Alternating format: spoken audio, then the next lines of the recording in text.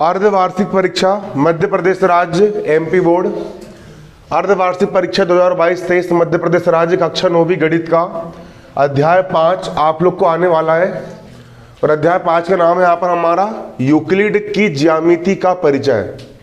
और ये जो हमारा अध्याय है यूक्लिड की ज्यामिति का परिचय, तो इस अध्याय को यहाँ पर हम समझने वाले हैं। तो सबसे पहले मैंने आप लोग को कल एक प्रश्न लिखवाया था कि यूक्लिड के अभिग्रहितों को लिखिए। ठीक है, सबसे पहला प्रश्न रहेगा आपका यूक्लिड के अभिग्रहितों को लिखिए।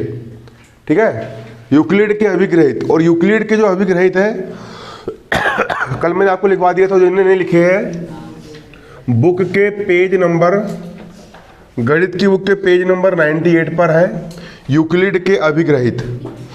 ठीक है, यूक्लिड के अभिग्रहित। अब इसको समझ लो कि यूक्लिड के अभिग्रहित क्या होते हैं। पहला पॉइंट है वे वस्तुएं जो एक ही वस्तु के बराबर होती है एक दूसरे के बराबर होती है। वे वस्तुएं जो एक ही वस्तु के बराबर होती है एक दूसरे के बराबर होती है। जैसे एक है राम और एक है श्याम और एक है कालू। अगर राम का वजन भी कालू के बराबर है और श्याम का वजन भी कालू के बराबर है, तो राम और श्याम का वजन आपस में क्या होगा? बराबर होगा। बे वस्तुएं जो किसी अन्य वस्तु के बराबर होती है आपस में भी क्या होती है? बराबर होती है। आज समझ में? अगर इसका वजन इसके भी बराबर है और इसके वजन इसके भी बराबर है, तो इन दोनों का वजन आपस में क्या होगा? बराबर होगा। ठीक है, आपस में इनका वजन बराबर होगा, बन जाएगा। अगला, यदि बराबरों को बराबरों में जोड़ा जाए तो पूर्ण भी बराबर होता है। यदि बराबरों को बराबरों में जोड़ा जाए तो पूर्ण भी क्या होता है? बराबर होता है। मैंने बोला यहाँ पर 5 बराबर 5 है, दोनों बराबर है। इन बराबरों को अगर बराबरों में जोड़ा जाए, इस तरफ भी मैंने 3 जोड़ दिए, इस तरफ भी मैंने 3 जोड़ दिया, ये दोनों बराबर, 3 3 भी बराबर, बराबरों को मैंने बराबरों में जोड़ दिए, तो जो पूर्ण आएगा 5 और 3 8, 5 और 3 8, तो पूर्ण भी कैसा होगा? बराबर होगा, हो जाएगा बराबर। अगला पॉइंट लिखिए यूक्लिड के अभिग्रहित में, यदि बराबरों को बराबरों में से घटाया जाए तो शेषफल भी बराबर होगा। जैसे कि मैंने बोल दिया 8 बराबर 8 है क्या बोला मैंने? 8 बराबर क्या है? 8 है, बराबर है।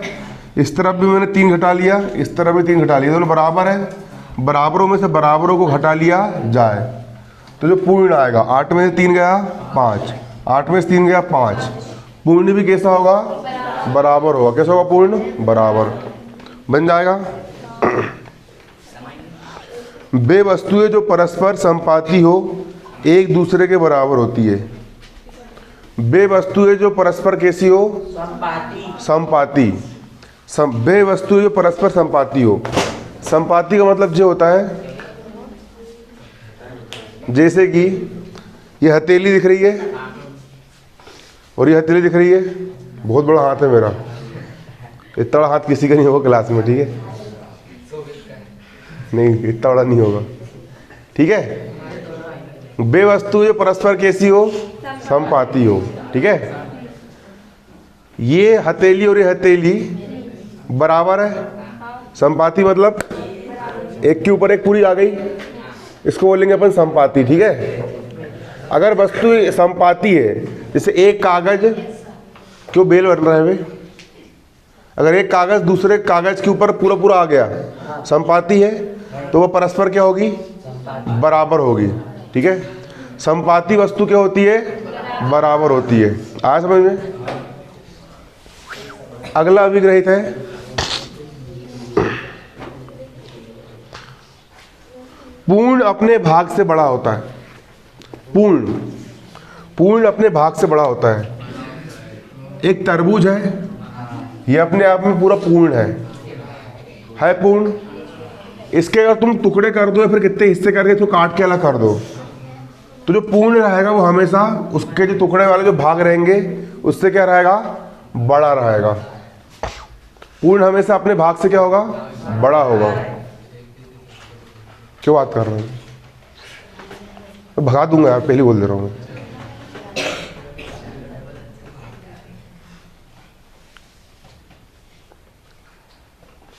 अगला, एक ही वस्तुओं के दुगने परस्पर बराबर होते हैं। एक ही वस्तुओं के दुगने परस्पर बराबर होते हैं। एक ही वस्तु ली अपन ने, ठीक है, एक ही वस्तु ले लिए, गणित की ऐसी की 2 किताब ले लिए, एक किताब जो एक किताब एक ही वस्तु है, उसका दुगुना कर दो, इसका भी डबल मतलब 2 किताब, उसका भी डबल मतलब 2 किताब, तो दोनों कैसी होगी? बराबर होगी। कैसी होगी? दोनों बराबर। एक ही वस्तु के आधे परस्पर बराबर होते हैं। एक वस्तु लो, नहीं यार ऐसा नहीं बोल रहा, ये बोल रहा है तुमने जैसे कि एक रोटी लिए तुमने एक रोटी की क्या कर दी? तुमने दुगनी कर दी, मतलब 2 रोटी कर दिए, तो ये दोनों आपस में क्या होगी? बराबर होगी। एक ही वस्तु के दुगने परस्पर क्या होते हैं? बराबर। और तुमने एक रोटी लिए, इसको 20 से आधी कर दिए, तो एक ही वस्तु का जो आधा करेंगे आप, आधा आधा भाग, वो भी आपस में क्या होगा? बराबर होता है। ये आपकी यूक्लिड की यहाँ पर कुछ क्या बताया मैंने आप लोग को? अभिग्रहित बताया। अब यहाँ पर हम देखेंगे अभिधारणा। किसकी अभिधारणा? यूक्लिड की कुछ अभिधारणा। पेज नंबर 99 पर कुछ अभिधारणा और अभिग्रहित दिए गए हैं, तो उसके पॉइंट मैंने लिखवा दिया हूँ, आप लोग उसको समझ लोगे। पहली अभिधारणा क्या है? यूक्लिड की अभिधारणा 1।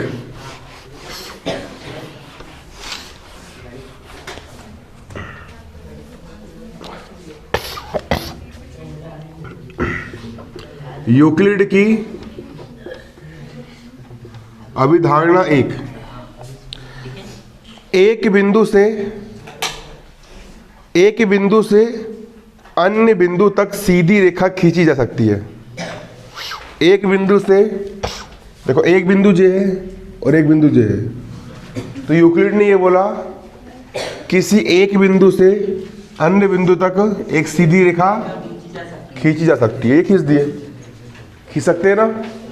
इतना सा बताया, वैज्ञानिक बन गया। ये तो मैं बता देता, हाँ नहीं कि नहीं? इतना तो बताया उन्होंने, एक बिंदु से अन्य बिंदु तक एक रेखा खींची जा सकती है, वो तो अपन बता देते हैं, अपन में मिल जाते। विज्ञान ने क्या रखा है? देखो अब यूक्लिड ने क्या कहा? अगला पॉइंट अभिग्रहित 5.1। अभिग्रहित क्या है? 5.1। दिए हुए 2 भिन्न बिंदुओं से होकर एक अद्वितीय रेखा खींची जा सकती है। अद्वितीय का मतलब क्या होता है? अद्वितीय का मतलब क्या होता है? अद्वितीय को अंग्रेजी में अपन यूनिक बोलते हैं। क्या बोलते हैं? जैसे अमन साहू अद्वितीय है, मतलब मेरे जैसा कोई दूसरा नहीं है। मैं अरबों में एक हूँ। मैं कितने में एक हूँ? अरबों में एक हूँ। मिलेगा मेरे से कोई दूसरा? नहीं मिलेगा ना? ठीक है, आ रहा समझ में? बहुत मिलेंगे, लेकिन मेरे जैसा नहीं मिलने वाला। ठीक है, आया आप लोग को समझ में? इसको बोलते अद्वितीय। अद्वितीय का मतलब ये होता है कि जिसके जैसा कोई दूसरा ना हो, यूनिक हो। क्यों बात कर रही है? क्या हो गया? 2 बिंदुओं से होकर के एक अद्वितीय रेखा खींची जा सकती है। एक बिंदु जी हो गया और एक बिंदु, इसका मतलब ये है कि 2 बिंदुओं से होकर के एक ही रेखा खींच सकते हैं, कोई दूसरी नहीं खींच सकते। इसको अपन क्या बोलेंगे? अद्वितीय बोलेंगे। 2 बिंदु से होकर के एक ही रेखा अपन खींच सकते हैं, कोई दूसरी नहीं खींच सकते। इसी को क्या बोलेंगे अपन? अद्वितीय बोलेंगे। ठीक है, बात नहीं? ठीक है, आया समझ में? 2 बिंदुओं से होकर, ये 2 बिंदु से होकर के सिर्फ एक ही रेखा खींच सकते हैं, कोई दूसरी नहीं खींच सकते। अद्वितीय, इसको क्या बोलेंगे अपन? अद्वितीय। 2 बिंदु से होकर के एक अद्वितीय रेखा खींची जा सकती है। अगला अभिधारणा 2 ये बोल रही है एक शांत रेखा को अनिश्चित रूप से बढ़ाया जा सकता है। ये एक शांत रेखा है, ये शांत रेखा को हम अनिश्चित रूप से, मतलब इधर भी तुम उसको जितना बढ़ाना बढ़ा दो, दिल्ली पहुंचा दो इधर, ठीक है, और इधर इसको नागपुर पहुंचा दो। अनिश्चित रूप से क्या कर सकते हैं, बढ़ाया जा सकता है। एक अगर शांत रेखा है, इस शांत रेखा को अनिश्चित रूप से बढ़ाया जा सकता है। इधर भी क्यों पगलाई लगा रही है तुझे, गवार है साल तू बेल, क्यों बात कर रहे हो, समझाना बात नहीं करना करके, बात करना पढ़ना नहीं तो बाहर चल जाओ, अंदर पगलाई मत लगाओ, ठीक है।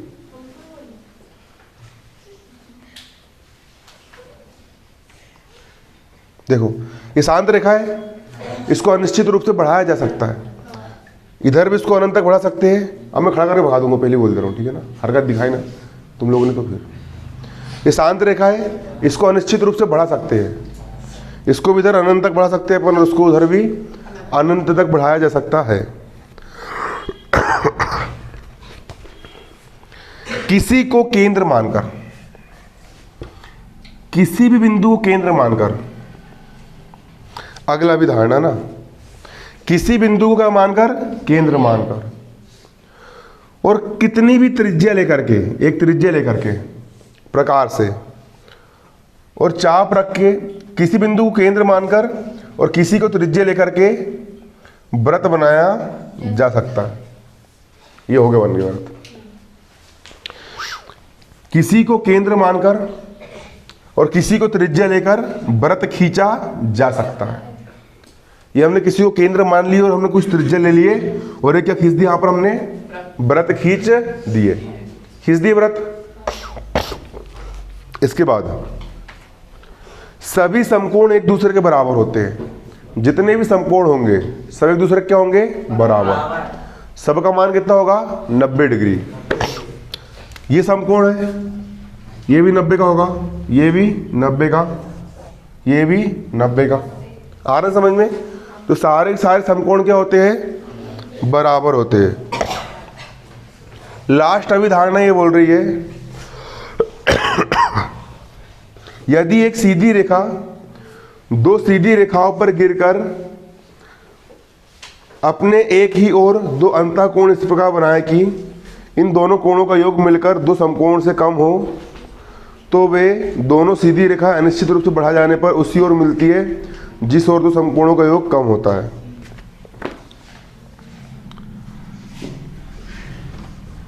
ये भी सीधी रेखा है, ये भी सीधी रेखा है। यदि एक सीधी रेखा दो सीधी रेखाओं पर गिरकर ऐसे कोणों का निर्माण करे कि इन दोनों कोणों का योग अगर दो समकोण से कम है, ये भी समकोण 90 अंश से कम है और ये भी समकोण 90 अंश से कम है ना, तो वे दोनों सीधी रेखाएं बढ़ाए जाने पर उस ओर आके क्रॉस कर जाएगी, मतलब मिल जाएगी। आगे बढ़ाने पर उस ओर जाकर के मिल जाएगी जिस ओर योग समकोण से क्या होता है, कम होता है। दो समकोण से क्या होता है, कम होता है। ये होगी आपकी कुछ अभी धारणा है, बनेगी नहीं बनेगी? देखोगे अब एग्जाम्पल नंबर 1, उदाहरण एक यहां पर कह रहा है, यदि ए, बी और सी एक रेखा पर स्थिर 3 बिंदु है। यदि ए, बी और सी ये तीनों एक रेखा पर स्थिर क्या है, 3 बिंदु है। ए, बी और सी एक रेखा पर स्थिर क्या है, 3 बिंदु है। कितने बिंदु है, 3 बिंदु। और बी बिंदुओं ए और सी के बीच में है, और बी जो है बिंदु ए और सी के बीच में है। कहां पर है, ए और सी के बीच में, ठीक है। बी कहां पर है, ए और सी के बीच में है। तो सिद्ध करके बताओ कि ए बी धन बी सी बराबर ए सी होगा। तो सिद्ध करके बताओ, ए बी मतलब ए बी इतना धन बी सी मतलब बी सी इतना, टोटल ए सी के बराबर होगा। ये सिद्ध करके बताना है। चित्र में ए बी धन बी सी, अगर एक रेखा ए बी, इतनी बड़ी रेखा ए बी है ना, और दूसरी बी सी धन बी सी, इतनी रेखा ए बी और इतनी रेखा ए बी सी, इन दोनों को अगर अपन जोड़ दे है ना, तो वो ए सी के साथ संपाती है, मतलब वो ए सी के क्या है, संपाती, मतलब उसी के ऊपर है उसी के ऊपर। अगर इतनी रेखा ए बी और इतनी रेखा बी सी, ठीक है, इतनी रेखा ए बी और इतनी रेखा बी सी, इन दोनों को अगर अपन जोड़ दे तो जो रेखा बने अपने टोटल वाली, जैसे कि तुमने एक इतनी बड़ी चॉकलेट ली है और एक इतनी बड़ी चॉकलेट ली है, उन दोनों को अपन ने जोड़ दिए, और एक चॉकलेट डायरेक्ट इतनी बड़ी है और एक टूट गई है बीच से, तो उसके दो टुकड़े हो गए हैं, लेकिन दोनों जिसको अपन जोड़ देंगे तो उसके बराबर रहेगी ना, संपाती रहेगी क्या नहीं रहेगी, रहेगी संपाती, ठीक है। तो ए बी धन बी सी, ए बी धन बी सी, इन दोनों का योग इतना बड़ा, और ये ए सी के साथ संपाती, मतलब उस है ना, एक के ऊपर एक है, संपाती है, ठीक है। तो क्या होगा, यूक्लिड के अभिग्रह 4 से, यूक्लिड का अभिग्रह 4 ये बोलता है, अभी मैंने आपको लिखवाया था, समझाया था अभिग्रह 4 बुक में से, वे वस्तुएं जो परस्पर संपाती हो, ऐसी वस्तु जो परस्पर क्या हो, संपाती हो। ए बी धन बी सी भी इतना ही बड़ा है और ए सी भी इतना ही बड़ा है संपाती। तो जो वस्तु परस्पर कैसी होती है, संपाती होती है, वो क्या होती है, एक दूसरे के बराबर होती है। किसके बराबर होती है, एक दूसरे के बराबर होती है। मतलब ए बी धन बी सी बराबर हो जाएगी आपकी किसकी, ए सी के। ए बी धन बी सी बराबर हो जाएगा ए सी के बराबर होती है। बनेगा बनेगा बन जाएगा। अगला देखोगे उदाहरण नंबर 2, पढ़ो बुक में से उदाहरण 2 क्या बोल रहा है।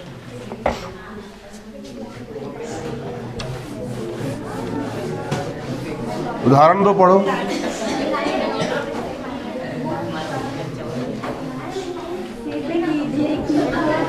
जम से पढ़, जम से। सिद्ध कीजिए कि एक दिए हुए रेखाखंड पर एक समबाहु त्रिभुज की रचना की जा सकती है।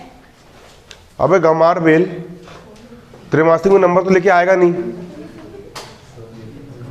और दांत निकाल रहा वहां बेल टाइप बिल्कुल। चलो दोनों बेल टाइप बैठ गए वहां पे और दांत निकालते रहोगे।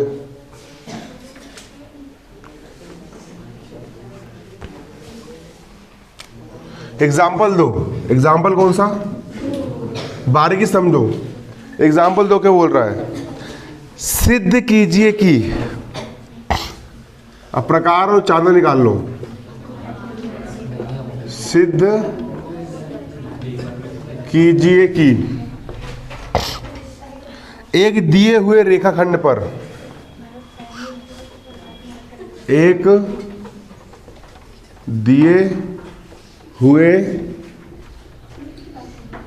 रेखाखंड पर, सिद्ध कीजिए कि एक दिए हुए रेखाखंड पर एक समबाहु त्रिभुज की रचना की जा सकती है। एक समबाहु त्रिभुज की रचना की जा सकती है।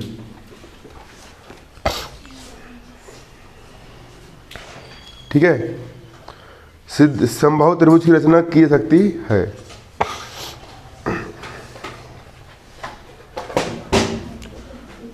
समबाहु त्रिभुज किसे कहते हैं,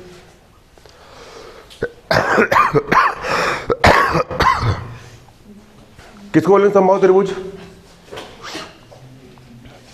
सम का मतलब होता है समान, और बाहु का मतलब होता है भुजाएं। ऐसा त्रिभुज जिसकी सारी भुजाएं कैसी हो, समान हो, उसको अपन क्या बोलेंगे, समबाहु त्रिभुज। तो ये सिद्ध करके बताना है कि तुमको कोई रेखाखंड दिया है, जैसे कि तुमको दिया एक रेखाखंड ए बी, ए बी यहाँ पर क्या दे दिया है, रेखाखंड ए और बी। अब सिद्ध करके बताओ कि क्या इस रेखाखंड पर समबाहु त्रिभुज की अपन रचना कर सकते हैं। तो देखो अब देखो करेंगे कैसे, समझना। किसी भी रेखाखंड पर समबाहु त्रिभुज की रचना करने के लिए करा ये जाता है, अपन ने एक प्रकार लिए, उस प्रकार में क्या फंसा है, पेंसिल। क्या फंसा दी प्रकार में, और प्रकार में पेंसिल फंसाने के बाद, फंसाओ प्रकार में पेंसिल, प्रकार की जो खीले वाली जो नोक रहती है, वो झगड़ा होने पर जब हम दूसरे को घोप देते ना, जब छोटे रहते, झगड़ा हुआ किसी से, दोस्त से, ऐसा लिए प्रकार और घोप दिए बिल्कुल, तो घोपता ही नहीं क्यों? लड़के नहीं, लड़कियाँ लोग नहीं करती ऐसा, लड़के लोग बहुत करते हैं स्कूल में। क्यों? खासकर 9वीं क्लास में वो झगड़ा होता है ऐसा, है ना, किसी को भी घोप दे रहा है, प्रकार की नोक, ये कर रहे वो कर दे रहे, हल्ला नहीं। जब हम लोग 9वीं क्लास में थे तो हमारी क्लास में इतना बड़ा कमरा था और 150 बच्चे थे, हल्ला नहीं, शांत रहना। सन 2013 की बात है, आज से समथिंग कितने साल पहले, 9 साल पहले, शांत रहो। 150 बच्चे थे और जब ठूस ठूस के गधे घोड़े भराते थे क्लास के अंदर, और उस समय क्या था कि हमारी क्लास की एक खिड़की थी, वो खिड़की को हमने तोड़ दिए थे राड निकाल के, लड़के लोग ने। और होता क्या था, और जैसे ही मैडम आई और बच्चे भयंकर उद्यमी, उस समय क्या स्कूल के आसपास बाउंड्री नहीं थी, आजकल तो बाउंड्री की तुम भाग नहीं सकते हो, उस समय बाउंड्री नहीं थी। जैसे ही मैडम आई, मैडम ली attendance, present ma'am, yes ma'am, और जैसे ही मैडम रजिस्टर रखने के लिए कहाँ गई, अंदर गई, लड़के लोग सीधे खिड़की से, इतनी सी खिड़की थी और उस समय थोड़ा दुबला भी था मैं, सब लोग मतलब खिड़की से कूद के बाहर भागे और घर भाग के आ गए, और भागने, और इतना भागते थे कि पूछो मत। वो दिन अभी तक याद है, कभी जिंदगी में भूलेंगे नहीं। खिड़की थी एक, देखो, लेकिन तुम लोग मत भागना, ऐसा तुम लोग मत भागना, ठीक है। मुझको याद आ गया तो मैंने प्रसंग सुना दिया आप लोग को। देखो, अब इसमें एक समबाहु त्रिभुज की रचना करना है। कैसे करोगे, देखो, प्रकार लिए, प्रकार की जो खीला वाली नोक है उसको यहाँ पर टिका दिए, और उसको इतना पन्ना हो, ऐसा पन्ना दिए, और पन्नाने के बाद एक ऐसा व्रत बना लो, बना लिए, ठीक है, बनाओ जल्दी। इसके बाद प्रकार की नोक को इस बिंदु पर रखो, उसको यहाँ तक इतना पन्ना हो, बिंदु ए तक, और फैलाने के बाद ऐसा काट दो, काट दिए। जो कटान बिंदु आएगा इसको बिंदु सी नाम दो, सी को ए से मिला लो और सी को बी से मिला लो, ये बन गया ABC समबाहु त्रिभुज, ये बन गया ABC समबाहु त्रिभुज। अब नीचे लिखो रचना के चरण, रचना के चरण।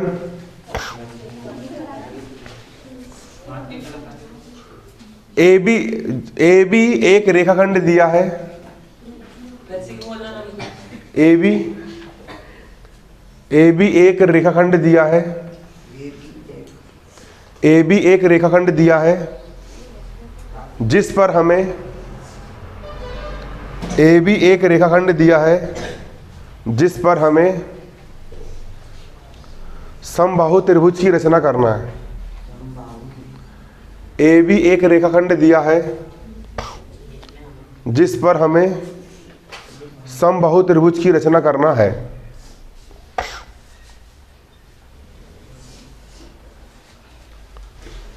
लिख लिए, अगला पॉइंट लिखोगे,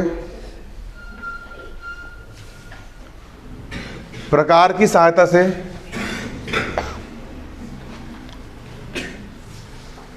AB के बराबर त्रिज्या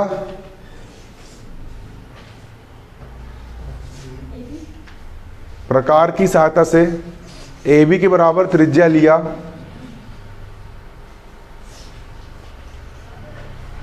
AB के बराबर त्रिज्या लिया और प्रकार की नोक को बिंदु A पर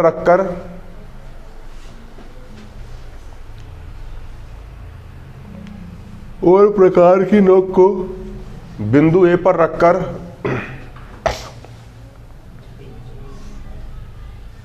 एक चाप काटा, एक चाप काटा।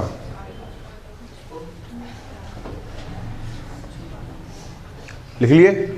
इसके बाद लिखो अगला पॉइंट, इसी प्रकार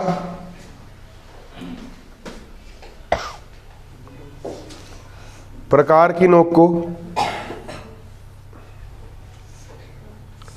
इसी प्रकार प्रकार की नोक को बिंदु B पर रखकर, इसी प्रकार प्रकार की नोक को बिंदु B पर रखकर दूसरा चाप काटा।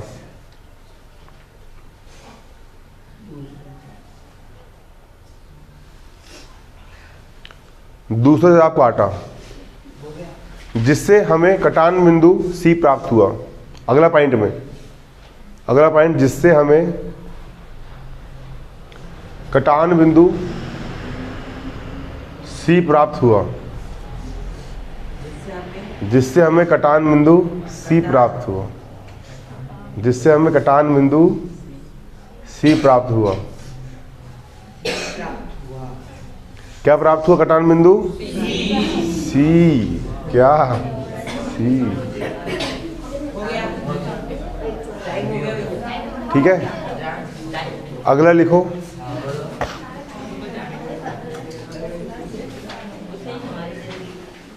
बिंदु C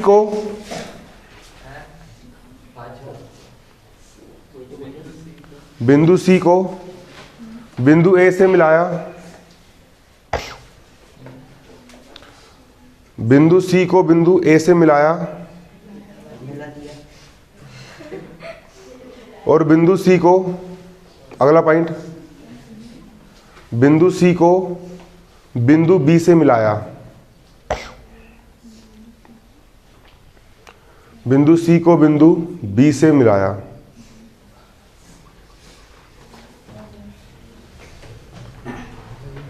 अगला पॉइंट लिखोगे फिर, इस प्रकार अभिष्ट समबाहु त्रिभुज, इस प्रकार अभिष्ट समबाहु त्रिभुज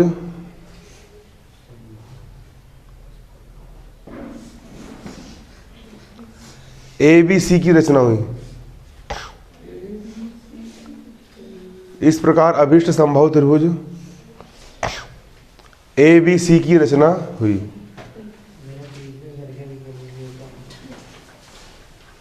देखो, जो कर रहे हो वही लिखे हो।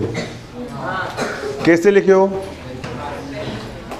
सर्वप्रथम AB रेखाखंड खींचा, ठीक है, प्रकार की सहायता से AB के बराबर त्रिज्या लिया, प्रकार की नोक को बिंदु A पर रखा और एक चाप काटा, प्रकार की नोक को बिंदु B पर रखा और दूसरा चाप काटा, जिससे कटान बिंदु C प्राप्त हुआ। C को A से मिलाया, C को B से मिलाया, अभिष्ट त्रिभुज ABC की रचना हुई। एक लास्ट लिखो, प्रमेय 5.1। टाइम कितना हो गया? लिखो ना, प्रमेय 5.1 ये हो गया। अगला लिखो, प्रमेय 5.1, दो भिन्न रेखाओं में से एक, दो भिन्न रेखाओं में एक से अधिक, दो भिन्न रेखाओं में, लिखो प्रमेय 5.1, दो भिन्न रेखाओं में दो भिन्न रेखाओं में एक से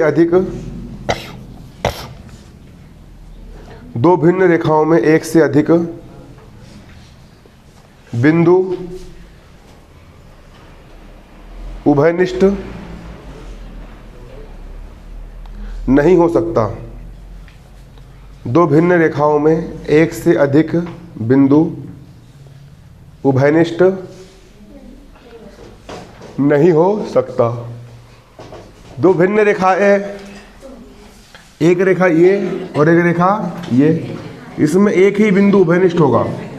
उभयनिष्ठ बिंदु का मतलब होता है वह बिंदु जो दोनों के पास हो, उस बिंदु को हम क्या बोलते हैं? उभयनिष्ठ बिंदु कहते हैं। ठीक है, अब डालो हेडिंग प्रश्नावली 5.1।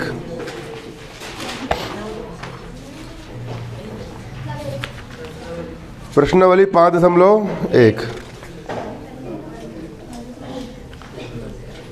प्रश्नावली 5.1 में पहला प्रश्न लिखो, सत्य असत्य बताइए। प्रश्नावली 5.1 में पहला प्रश्न लिखो, सत्य असत्य बताइए। सत्य असत्य मतलब सही गलत बताइए। पहला लिखोगे,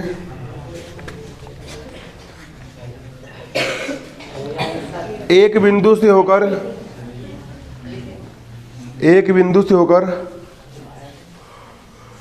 केवल एक ही रेखा खींची जा सकती है। पहला पॉइंट लिखो, एक बिंदु से होकर केवल एक ही रेखा खींची जा सकती है।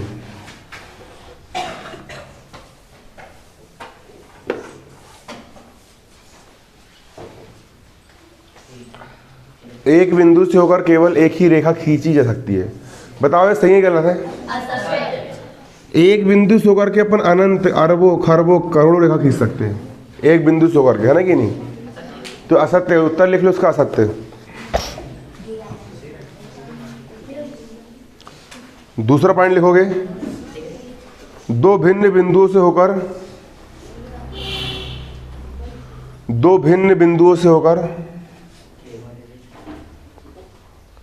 जाने वाली दो भिन्न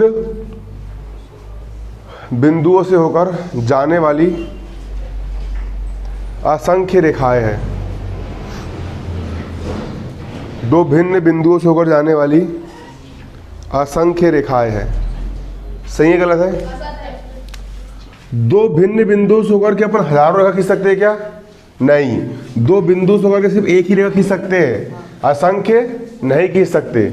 तो बाकी भी क्या लिखा है? गलत। इसको असत्य कर दो। क्या कर दो इसको? असत्य। ठीक, आज के लिए इतना ही। देखो अगला प्रश्न यहाँ पर क्या बोल रहा है, प्रश्न क्रमांक 4, यदि दो बिंदुओं ए और बी के बीच सी बिंदु ऐसा है कि AC बराबर BC है। यहाँ पर क्या दिया गया है? दो बिंदु है, एक बिंदु A है और दूसरा बिंदु B है, और बिंदु A और बिंदु B के बीच में एक बिंदु C इस प्रकार है कि AC बराबर BC है। AC मतलब A और C के बीच की दूरी AC, और BC मतलब B और C के बीच की दूरी BC। AC और BC क्या है? बराबर है बराबर। तो सिद्ध करो AC बराबर 1/2 AB। तो सिद्ध करके बताओ कि जो AC है, ये वाला AC इस पूरे AB का क्या है? आधा है। 1/2 को अपन आधा बोलते हैं। क्या बोलते हैं? 1/2 को अपन आधा बोलते हैं। ठीक है ना? तो सिद्ध करो कि AC इस AB का आधा है। आधा है मतलब 1/2 है। ठीक है, ये सिद्ध करके आपको यहाँ पर बताना है। यहाँ पर डालेंगे अपन हल, और हल डालकर अपन क्या लिखेंगे? दिया है। क्या लिखेंगे? दिया है। सवाल में क्या दिया है? AC बराबर BC। समझना बारीकी से।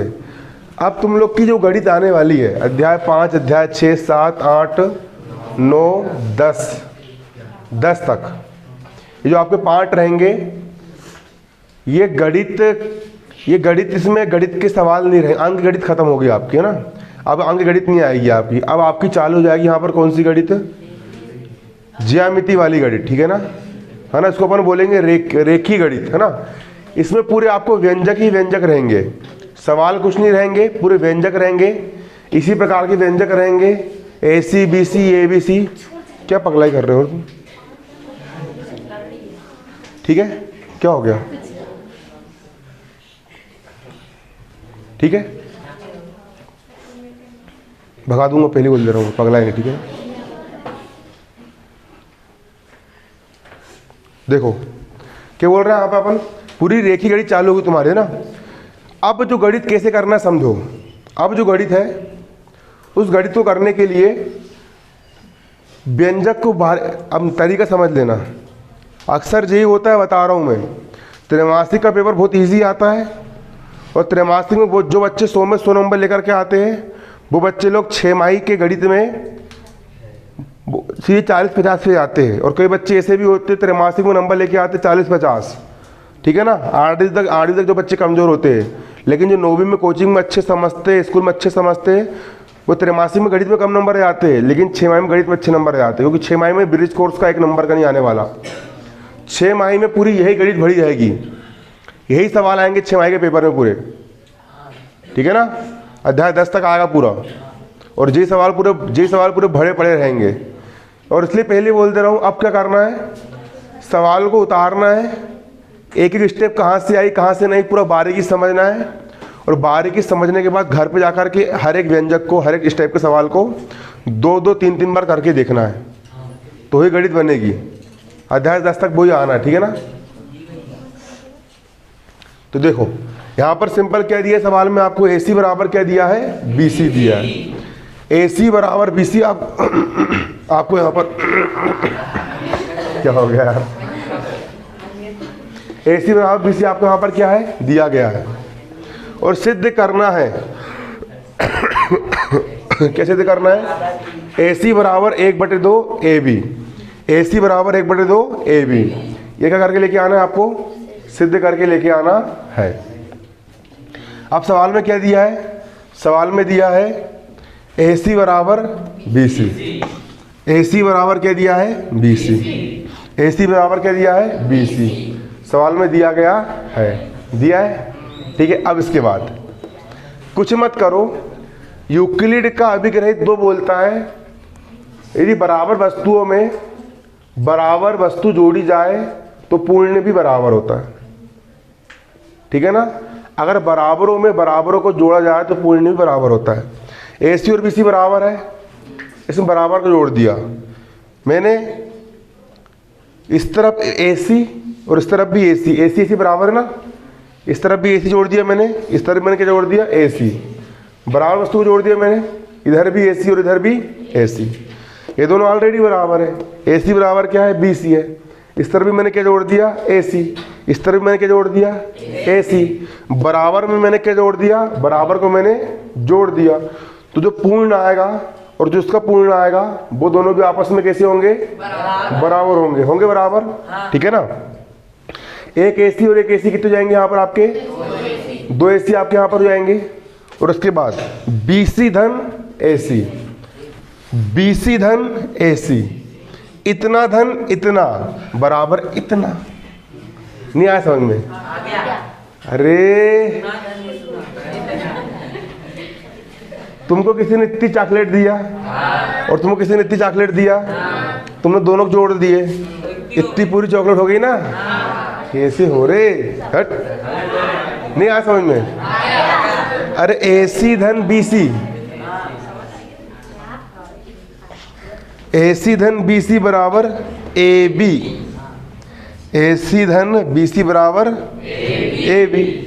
जब बाजू 2 काहे में है अपनों, गुना में, जब बाजू काहे में जाए, बटे में।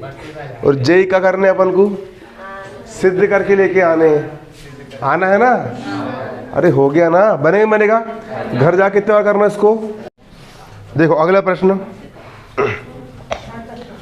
अगला प्रश्न बोल रहा है प्रश्नावली 5.1 का, आपकी प्रश्नावली, आपकी एक्सरसाइज 5.1 का प्रश्नावली 5.1 का आपका कौन सा प्रश्न?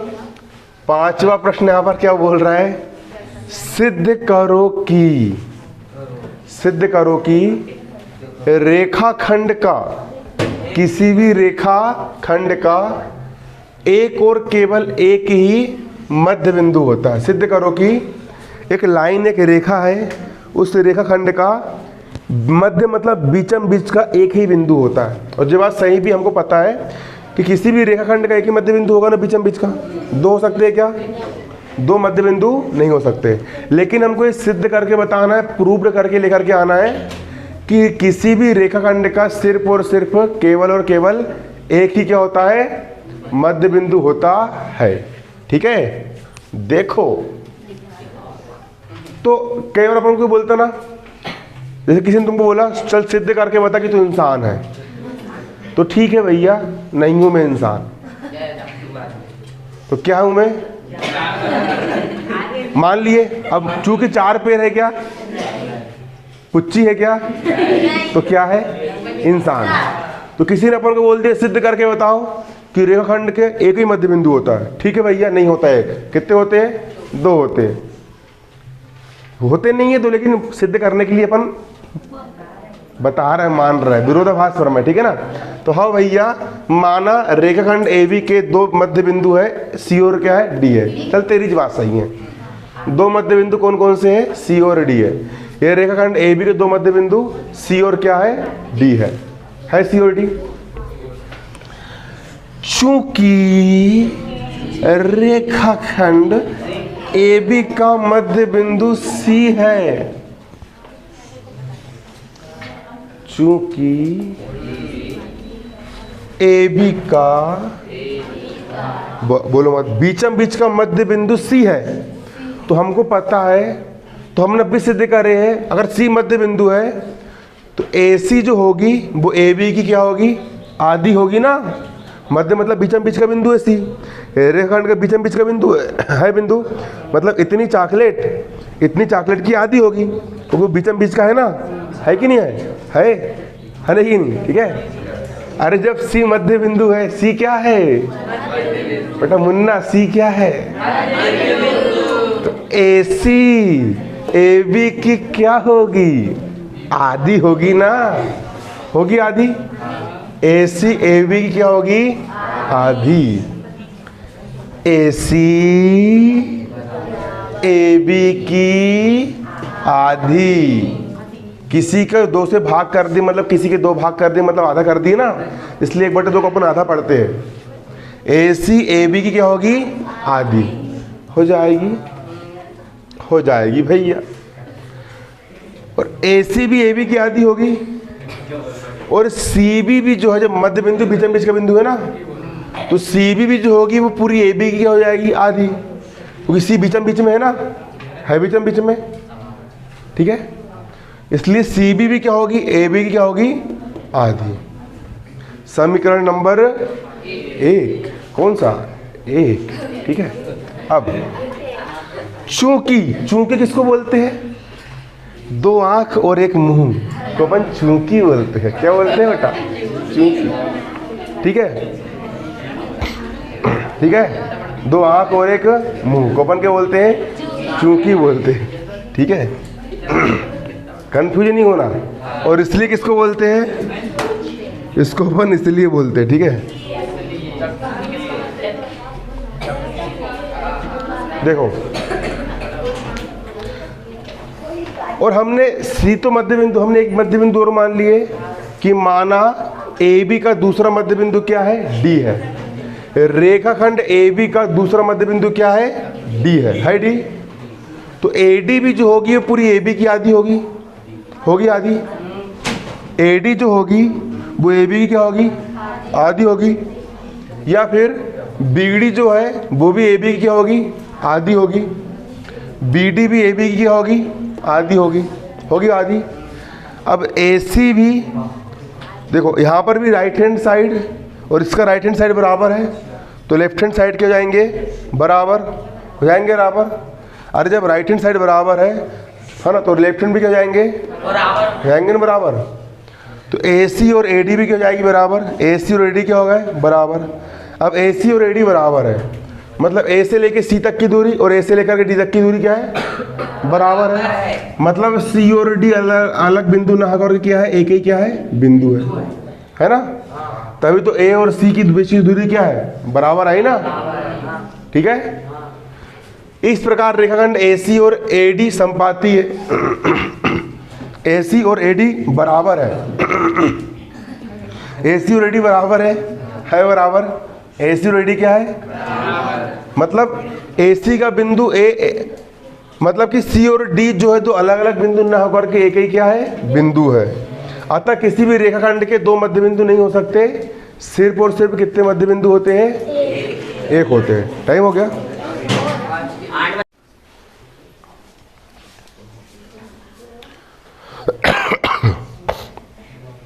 कक्षा 9वीं क्लास अर्धवार्षिक परीक्षा और वार्षिक परीक्षा के लिए मोस्ट इंपोर्टेंट प्रश्न आज यहाँ पर हम समझने वाले हैं, ठीक है ना। मध्य प्रदेश राज्य MP बोर्ड की बुक के हम यहाँ पर अध्याय 5 कक्षा 9वीं गणित का अध्याय 5 की प्रश्नावली 5.1 कक्षा 9वीं गणित की बुक NCERT वाली बुक है ना, MP बोर्ड की अध्याय 5 की प्रश्नावली 5.1 का यहाँ पर हम 6वें नंबर का प्रश्न यहाँ पर हम हल करने जा रहे हैं। 6वें नंबर का प्रश्न यहाँ पर हम हल करने जा रहे हैं और 6वां प्रश्न यहाँ पर हमें क्या कह रहा है आप यहाँ पर देख सकते हो, ठीक है। 6वां प्रश्न, संलग्न चित्र में AC बराबर BD है। यहाँ पर जो चित्र लगा हुआ है, यहाँ पर जो चित्र दिया गया है, इस चित्र में AC जितनी बड़ी AC है उतनी बड़ी यहाँ पर क्या है BD है। AC बराबर क्या है BD है, ठीक है। AC बराबर क्या है BD है BD। AC बराबर क्या है BD है। तो सिद्ध करो AB बराबर CD है। क्या सिद्ध करना है, अबे क्या पगलाई कर रहा है अबे, पगलाई उतार दूंगा साले का मार। बेल वाली हरकत करेगा बिल्कुल। देखो क्या सिद्ध करना, AB बराबर CD। क्या बोला तूने उसको अभी, एक चीज बताऊँ अभी, देखो बताऊँ, सब कुछ बोल लेना, किसी की जात का नाम लेके मत बोलना। बताऊँ क्यों, मैं हैरान हूँ। एक केस बना, एक इंसान ने एक इंसान को माँ की गाली बक दिया, बहन की गाली बक दिया, भला बुरा बोल दिया, चमका दिया, मार दिया, पीट दिया, है ना। और एक ST SC में जो होते हैं ना, ST SC, उनको जाति सूचक, सुनो, उनको जाति सूचक शब्द का इस्तेमाल करके बोल दिया। अब उसने क्या करी, जाके केस डाल दी। वो केस चला गया छिंदवाड़ा में, हार गया, हाई कोर्ट चला गया। कहाँ केस, कहाँ चला गया, चला गया हाई कोर्ट। वहाँ पर न्यायालय ने बोला, अपने इधर का मामला है, बोलूँगा नहीं, ठीक है ना। न्यायालय ने बोला, वहाँ क्या, न्यायालय ने क्या बोला कि इसके ऊपर जितने भी आरोप लगे और इसके ऊपर जितने भी अपने उम्र के ही व्यक्ति है वो, और परसों नरसों की बात है, सुन, है ना, बोलना मत, अब बता, नाम नहीं लूंगा मैं किसी का ना।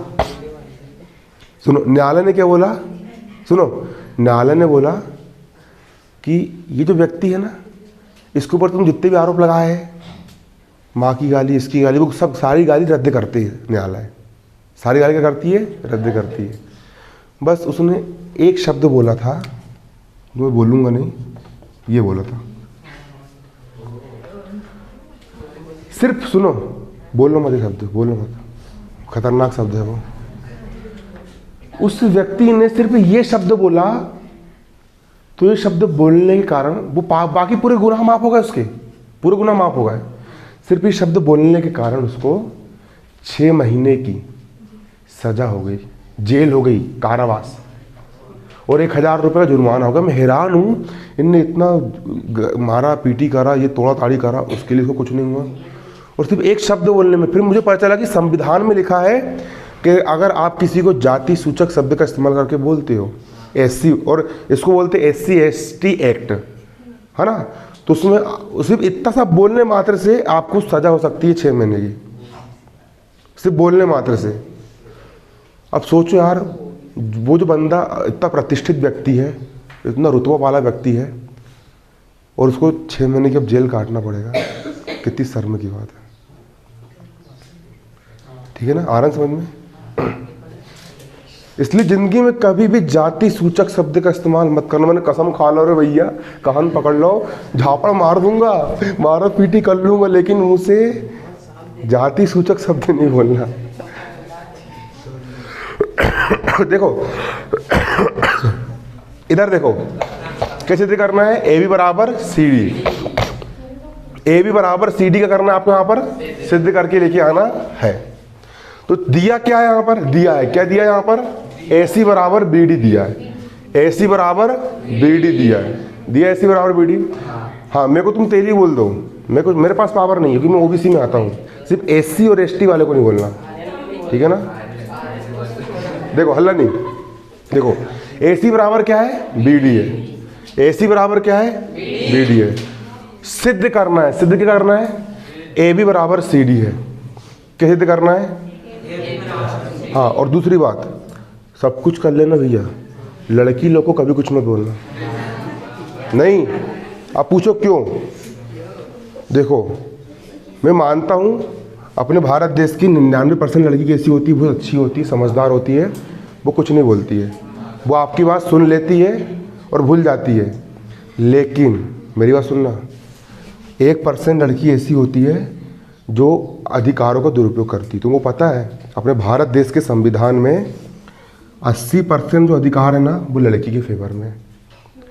मान चलो अगर कोई लड़की जाए थाने में, भले मैंने कुछ नहीं करा, और वहाँ जाके बोल दे कि इस अमन ने मुझे छेड़ा था, ये करा था, भले ही मैंने कुछ करा, क्या भले कुछ नहीं करा मैंने, सिर्फ उसने इतना मुंह से बोल दी। कहाँ से बोल दी, सिर्फ गई वो तुमसे बदला लेने के लिए, या तुम्हारा अहित करने के लिए, या तुमसे दुश्मनी निकालने के लिए वो गई, उसने जाके इतना बस बोल दी, साहब ये लड़का ने मुझे छेड़ा था और मुझे गलत जगह टच किया था, ये करा था, वो करा था। सुनना मेरी बात, सुनना, सिर्फ उसने इतना बोली ना, सुनो, उसने सिर्फ इतना बोली भैया, आप यकीन नहीं करोगे, तुरंत महिला का मामला, तुरंत पहली बात तुम जाके केस करोगे ना, बहुतों को भगा देंगे, चल निकाल, उधर लड़ना करके। लेकिन लड़की गई, तुरंत मामला बन जाएगा 302 352 का, और तुरंत, सुनो रियलिटी बोल रहा हूँ, तुरंत मामला बनने के बाद भैया तुरंत स्पॉट पे साई चल जाएगी और तुरंत जेल का आदेश हो जाएगा। लड़की लोग के पास बहुत पावर है भैया देश के संविधान में, आ रहा ना, रियलिटी बोल रहा हूँ।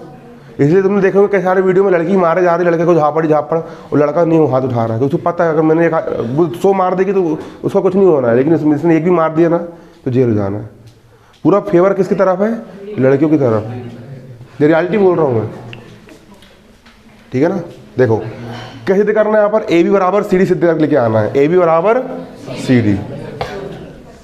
देखो अब क्या दिया यहाँ पर अपन को, सवाल में अपन को दिया है AC बराबर BD दिया, क्या दिया है, AC बराबर BD अपन को यहाँ पर दिया गया है, सवाल में दिया है AC बराबर BD, दिया है AC बराबर BD। AC का हो गया, AC को अपन क्या लिख सकते हैं, AC, ये AC है, AC को अपन लिख सकते हैं AB धन BC, AC को हमने लिख दिए AB धन BC। BD को हम क्या लिख सकते हैं, BD को हम लिख सकते हैं इतना धन इतना, BC धन CD लिख सकते हैं, BC धन CD।